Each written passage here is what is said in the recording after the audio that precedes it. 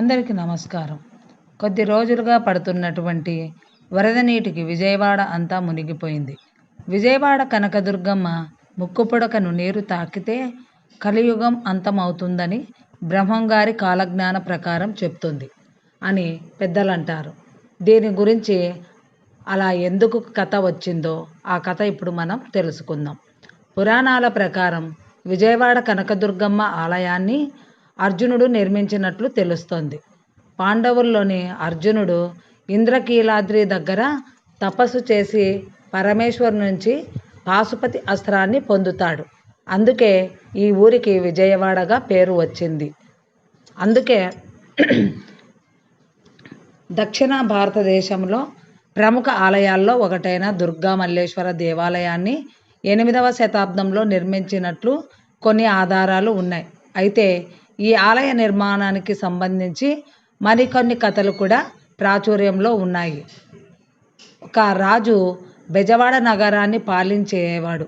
ఆయనకు చాలా కాలం తర్వాత పిల్లలు పుట్టలేదు. ఆ రాజు దంపతులకు పుత్రుడు జన్మిస్తాడు. తాను కూడా తన తండ్రిలాగా నీతి నిజాయితీ ధర్మంగా ఉండడంతో అందరూ తనను ఇష్టపడేవారు.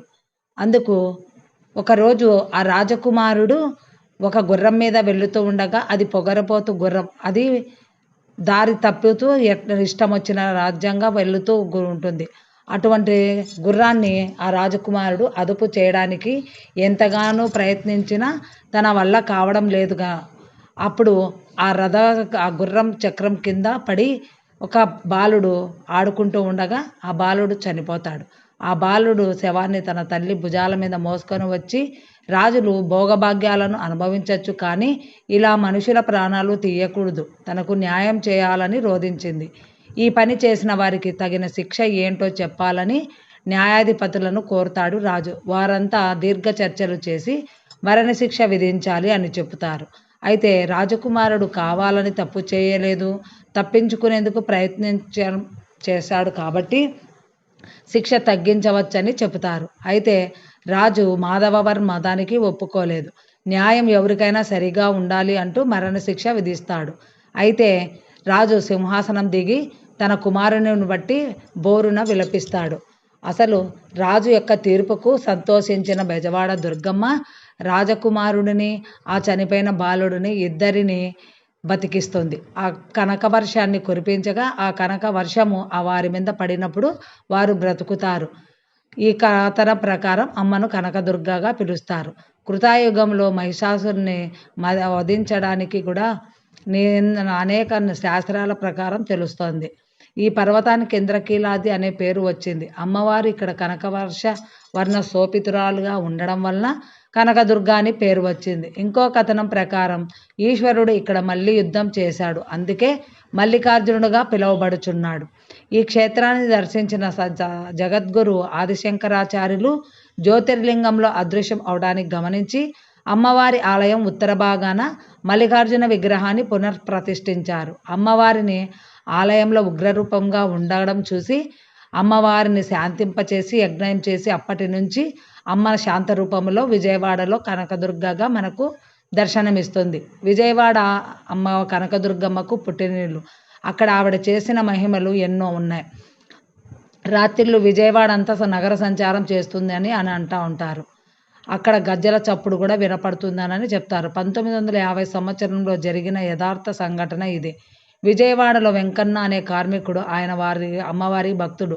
ఆయన ప్రతిరోజు రిక్షా తొక్కుకునేవాడు. రాత్రిళ్ళు సినిమా హాల్ దగ్గర ఉండేవాడు. రోజు రాత్రి ఆట ముగిసే సమయంలో హాల్ దగ్గర ఉండగా సినిమా హాల్ నుంచి ఒక పెద్ద ఆవిడ ఎర్ర చీర పెద్ద బొట్టుతో వచ్చి రిక్షా దగ్గరకు వచ్చి ఇంద్రకీలాది దగ్గరికి దింపమని అడుగుతుంది. ఆవిడ మాట్లాడుతూ, ఇప్పుడు 12 గంటల సమయం అవుతుంది, మొత్తం చీకటిగా ఉంది, అర్ధరాత్రి దుర్గమ్మ గ్రామ సంచారం చేస్తుంది కదా, నీకు భయం ఉండదా అని అడిగింది. దానికి వెంకన్న ఇలా సమాధానం చెప్పాడు. దుర్గమ్మ తల్లి మా అమ్మ, దుర్గమ్మ తల్లి దగ్గర మా బిడ్డలకు భయం ఎందుకు అంటే, కొంత దూరం వెళ్ళాక ఇంద్రకీలాది గుడి రాగానే అమ్మ ఎక్కడికి వెళ్ళాలి అని అడగగా సమాధానం లేదు. వెనక్కి తిరుగు చూడగా అమ్మవ లేదు. అమ్మ డబ్బులు ఇవ్వకుండా వెళుతున్నారు అని అడగా ఆమె నీ తలపాగలో పెట్టాను చూడు అంది. అందులో చూసుకోగా అమ్మవారి బంగారు గాజు 10 రూపాయలు ఉన్నాయి. అందుకు తనతో రిక్షా ఎక్కింది సాక్షాత్తు కనకదుర్గమ్మ అమ్మవారు అనని చుట్టుపక్కల ఉన్న వారికి అతడు చెప్తాడు. అందరూ వచ్చి ఏమైందని అడగగా జరిగిందంతా చెప్పి అమ్మవారు తన రిక్షా ఎక్కారని వివరించాడు. ఇదే సంఘటన ఆంధ్రకేసరి అనే పత్రికలో గాజు ఫోటోతో సహా ప్రచురించారు. ఇది మాత్రమే కాదు, విజయవాడలో ఇలాంటి అద్భుతమైన సంఘటనలు ఎన్నో జరిగాయి. ఈ సంఘటన జరిగి అప్పుడు విజయవాడలో అమ్మవారి భక్తి మీద ఉన్న భక్తి శ్రద్ధలు ఇంకా ఎక్కువయ్యాయి. విజయవాడలో ప్రతిరోజు అమ్మవారు సంచరిస్తారు. అయితే అమ్మవారి ముక్కుపుడక కృష్ణానదిని తాకితే ప్రళయం వస్తుంది అన్న విషయానికి వస్తే బ్రహ్మంగారి కాలజ్ఞాన ప్రకారం ఎప్పుడైతే కృష్ణమ్మ దుర్గమ్మ ముక్కుపుడకను తాకుతుందో అప్పుడు ప్రళయం వస్తుందని చెప్పారు. ఎందుకంటే ఆ టైంలో ప్రపంచం అంతమవుతుందని న్యూస్ రావడంతో ఆ టైంలో చాలా ఫ్లడ్స్ కూడా వచ్చాయి. అప్పుడు ఆ ఫ్లడ్స్ వల్ల కృష్ణానది పొంగడం కూడా జరిగింది. అప్పుడు విజయవాడ చుట్టుపక్కల ఉన్న జనం చాలా భయపడిపోయారు. ఎక్కడ కృష్ణానది దుర్గమ్మ ముక్కుపుడకను తాకుతుందో అని. కానీ అలా ఏం జరగలేదు. అమ్మవారు ఎప్పుడు తన ప్రజలను కాపాడుతూనే ఉంటుంది. అమ్మను నమ్మిన వారికి అమ్మవారు కొంగు బంగారమై నిలబడుతుంది. తన బిడ్డల్ని ఆ తల్లి ఎప్పుడూ ఏదో ఒక రూపంలో అనుగ్రహిస్తూ ఉంటుందని నమ్ముతారు. దక్షిణ భాగంలో ఉండే అమ్మవారికి దసరా నవరాత్రులు ప్రత్యేక పూజలు చేస్తారు. ఈ పవిత్రమైన రోజుల్లో అమ్మవారిని దర్శించుకుంటే సకల పాపాల నుండి విముక్తి లభిస్తుందని చాలామంది నమ్ముతారు.